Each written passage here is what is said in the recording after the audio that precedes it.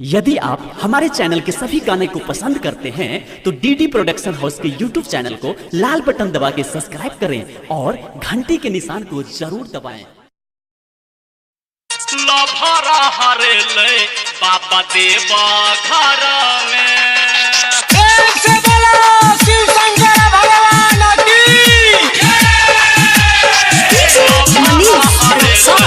बाबा देवा घर में presented by DD production house Sakri.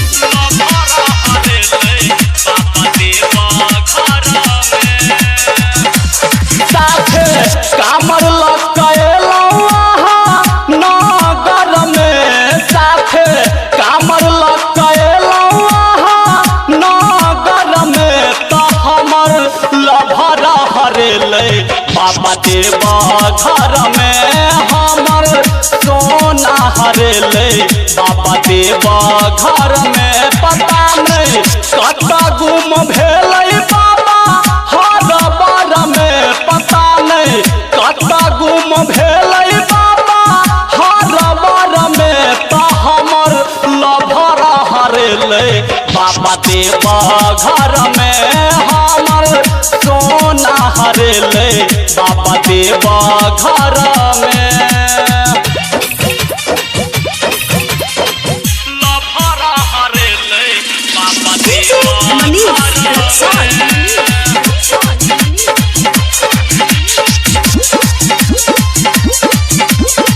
लभरा हरे ले बाबा देवा घर में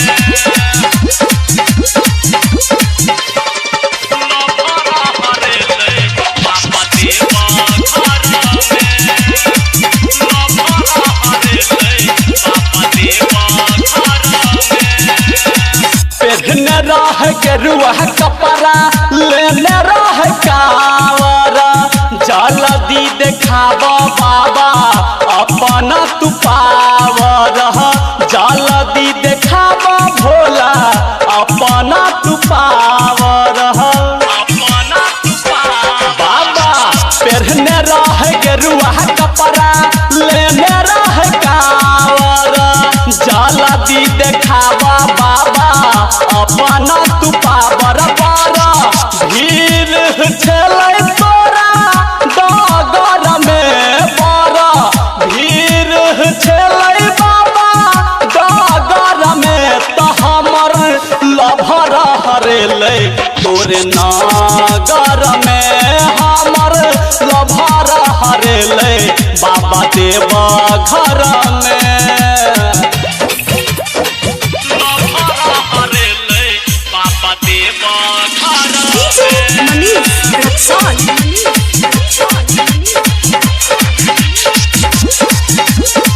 लभरा हरे ले बाबा देवा घर में लभरा हरे ले बाबा देवा घर में लभरा हरे ले बाबा देवा घर में केल कई धुरंधर गलती जे साथ लगाएले, मंदिर पहुँचते बाबा हाथ छूट गेलै, मंदिर पहुँचते बाबा हाथ छूट गेलै।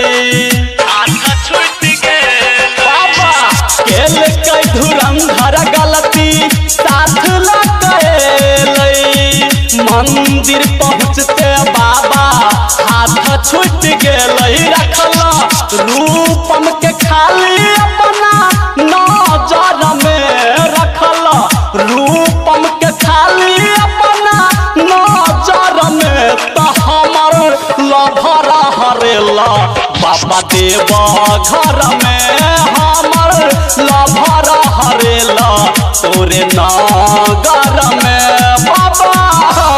Recording by DD production house Sakri 97 084 45 722।